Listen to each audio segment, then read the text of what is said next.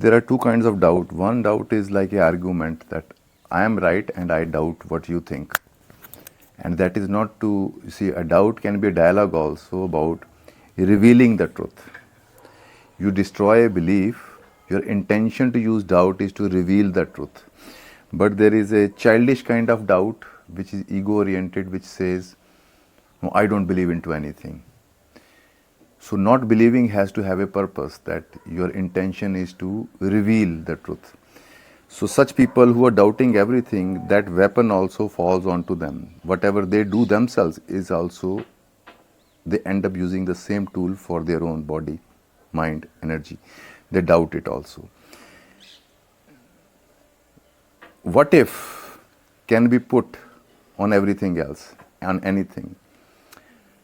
But what if, as an obsession, mind can just say, what if this is also wrong? What if this is also wrong? You can keep on going there, but what is the solution to that? What if the doubt is doubting the doubt? Only then you know how to use that tool. That I am doubting this, I am doubting everything, but also doubt the doubt itself. That what if I am wrong in my doubting? Then you come to a balance. So doubt is like, it's a wisdom tool. Intention is to know the truth, not to deny the truth. So when you are doubting something, it will bring out certain fallacy of certain things. That is good. But when fallacy of something is revealed, that also means how you know something is false, because something of a truth is also revealed. If a fallacy is discarded and you left with nothing, then your doubt has gone wrong. Yeah, unless we're talking about that nothing, which is the truth, Because doubt is like taking out the unnecessary. It's a creative process. What we live is a stagnant, non-creative state of minds. We have belief systems, we believe, we never question it. Doubting is to question it, not to disrespect. Actually, inquiry, doubt is a passion to go deeply into something. That if you want me to believe this, why you want me to believe this? This is pro-wisdom. And belief is not pro-wisdom. Belief is making you stubborn, making you unintelligent. You are believe certain thing and you carry it as your intellectual arsenal. And that's where the violence happens. If somebody says a truth and it contradicts with your belief, you will get aggressive. So it is not about truth, it is about your ego, what you carry the belief. So when something is a truth, you don't need to carry it as a belief, because you see it, it's a truth. So no matter what the other says, I don't believe this, you don't have to sit down and convince them.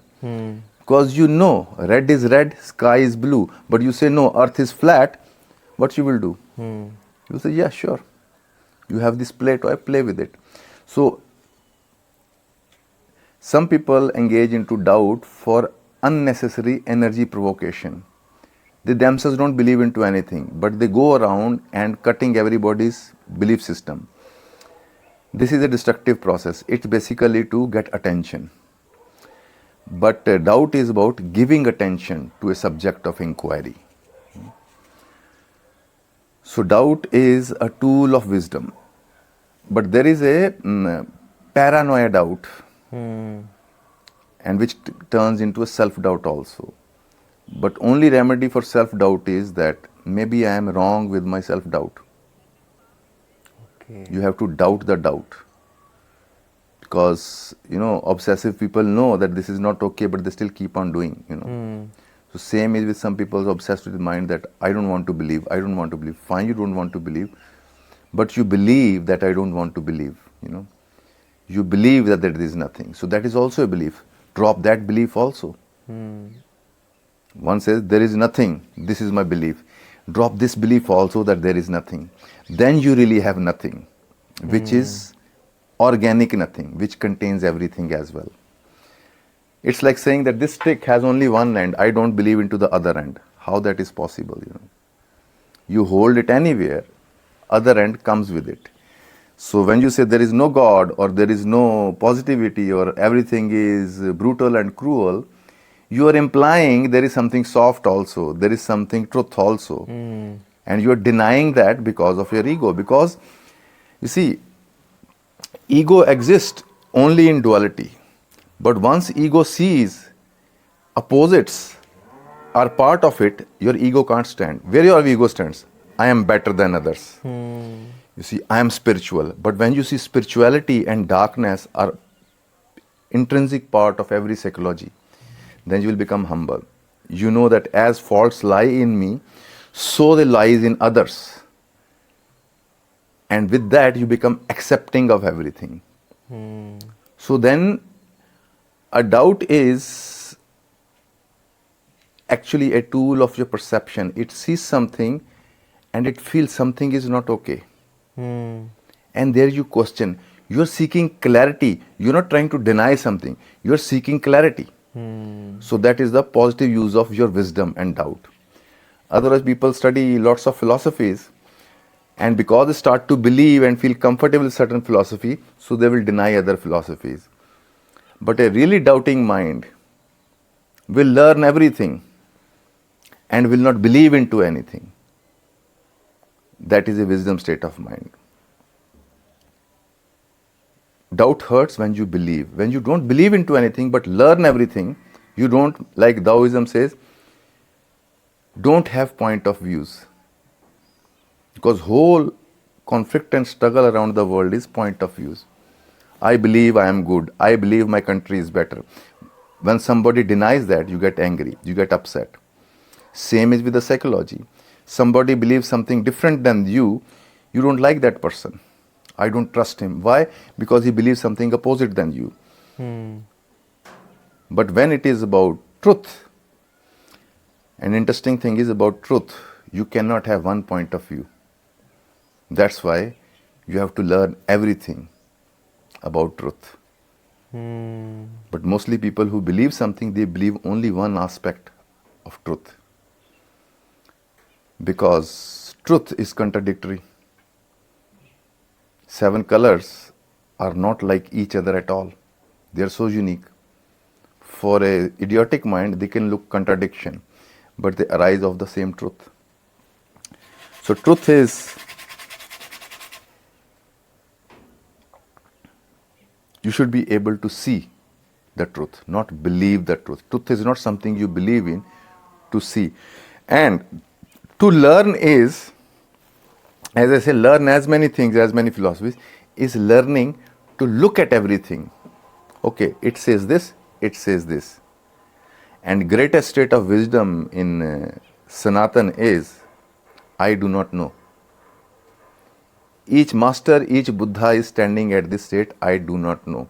So whatsoever comes in front of you, you just reflect it without any judgment and idea. And you are experiencing a truth. We think truth is a part of belief system. No, no matter what belief is, it is not a truth. It is a symbolic sound for something which is experiential. So doubt arises out of mistrust onto the words and a longing to have an experiential contact with life. That's what doubt really is. But this doubt is used wrongly. It's like what we call critique, Critique is, most of the critique and doubt depends on your subjective nature. You may not understand something or like something, so you can end up doubting and criticizing it. And that is not fair, A really intelligent person will give a fair chance to every belief system. So, a really doubting person will first understand the other's point of view completely. Forget your point of view, become the other point of view. Then when you look at it, you will find certain points which don't make sense to you. So you doubt those points and you inquire about those. And then that's how you chip off or sandpaper the unnecessary and reveal what is the real inside. It's like carving a stone, You are chipping off unnecessary to reveal of something of a value, something of a truth inside. We have trained our minds of doubt. Now it's interesting thing. Like we have addiction to various things, various thinkings, we also have a habitual addiction to doubt. That's how we are trained. So this novel or this book or this article, now write a critique. So we start to unnecessarily analyze things and start to doubt those things and compare those things. But you do not see the truth of what he's saying. You see, when I am saying something, mostly people say, but I heard opposite like this. Oh yeah, Osho is also saying like this. But point is, no matter what you think, but you are not still looking at the point. I am saying life is an energy flow. You see, yeah, Tantra also says this. But have you experienced it? That's the point of speaking, you know. Not that you have information about it. So this habit of doubting is somewhere based in kind of weak minds, obsessive minds. Because I have seen many people, everything will be going fine, but what if this is all wrong? What if this is all wrong? This is the obsession of being right, intellectually right, not existentially true. We want to be intellectually right, not existentially true. So you will even doubt the existential truth, so you can feel that you are right about the fact that something is wrong here. Something is wrong here. And the thing is, anywhere you can find something wrong. Because life is contradiction. So, but belief system is choosing only one dimension and denying the other. So doubt comes in, it wants the whole truth. And you will see any genius will talking contradictory things because they are seeing the truth like that. And if you start to bring in the opposite, means negative with the positive, you have no space for doubt. Because you say life is positive, but I see negative also, then you doubt the positive. No, they exist together. If I am understanding it correctly, this, let's say, toxic doubt or linear doubt that we often create suffering with is saying that this is not correct, this I doubt this, but this must be true. Then the opposite, I am not willing to doubt that. Like you're willing to doubt only partially what you want to disagree with, but not also the other side. So actually when we are doubting, we are not trying to find necessarily the truth, but just feel a sense of rightness about something. It's mostly about winning the argument, defeating the other. It's called asuric activity when somebody believes and feels good about believing something. Not even believing, they're experiencing something. You create a doubt. You cancel their energy and you suck their energy of positivity. But can you explain this in the context of ourselves, our own internal dialogue? How this applies, this kind of self-cancelling? You see, whenever people do some meditation, they experience something, then they doubt, what if this was imagination? But they do not do that when they're suffering. They say, this has happened to me, I'm feeling very negative. They never say, what if this is wrong? This is not true. You see, so that means you have a destructive bent of mind. Because with the negative, you are safe. But with positive, you are not safe. You are vulnerable. With the negative, you see, most of the people who are doubting everything, they are very insecure psychologically. So it's best to say, I don't believe. So you will see, most of the critic people will be very much respected around. People will telling them, you see, what do you think? And they, it's bullshit. What happens with that? You are showing a superiority. It's a game of superiority. Oh, this is all bullshit. But to appreciate, yes, this is beautiful. That needs humility and that's coming equal. But when I criticize you, I'm standing above you. So in your post, you were saying also how we have this golden self-image of ourselves based on our ideal world, what that should be like, and our ideal personality, what that should be like. And this immediately creates this, what they call the shadow self, of all the things that you're not willing to accept or see within yourself. It's like earth, you start to look only at the day side of the earth. Because there is day side, there's a night side also. But you decide not to look at it. But it will haunt you. So that opposite keeps on following us. So-called positive thinkers, they are going against negative, and one day negative attacks. They start to, when they crash down, they say, oh, it was all fucked up. Actually, negativity is the truth. First, you were trying to make positivity a truth, only positivity, then you end up making only negativity a truth. In positivity, you have something to lose. In negativity, you have nothing to lose. So that's why people feel very secure. They say, I want to get out of negativity, but they are secure as an ego. It's a comfortable world. Bitch and complain, no further harm can come to you. You will not fall from a peak. But here the point is, you don't have to fall from peaks. Right wisdom will make you how to fly from the peak and land safely on the ground. Because it's part of the, but once you illegally climb a peak, you do not know how to come down, then you will crash down. So people just deny the gravity, ends up reaching the height, then they crash. But if you honor the gravity, you understand positive exists because of negative, then you are creating a wisdom mind, a wholesome mind, which doesn't look at life partially, but in a whole way. There are many other... This total application of doubt that you are saying, where it leaves you, I guess a full application of this doubt leaves you in this state that you said the masters are in, which are just, I don't know. I think people's sort of reaction to this or fear of this state of I don't know, of total doubt, is then how will I live my life? How will I be in the world? I feel like I need to believe in something to have a direction I need to move in. What we call how we will have a life, for example, when we say that I believe into things, so that's why I will have a direction in life. That is illusion. You are not living a life, you are following your beliefs. But when you do not know, you are really coming in touch with what really is in front of you. You don't need knowledge, you need direct action to live life. That is at the core, is our truth. That there is another aspect of doubting, which is like, for example, you doubt in relations, I don't know if my girlfriend is faithful to me or not, or my boyfriend is faithful or not. No, this is your dark side, which you denied. You create a holy image about you. I am the very faithful person, but you completely denied I am also attracted to other people. Now what you will do, you will project that onto your boyfriend or your husband or wife or girlfriend. Oh, she is visibly unfaithful. From where are you talking from? You're talking from when you go out, you feel attracted to opposite.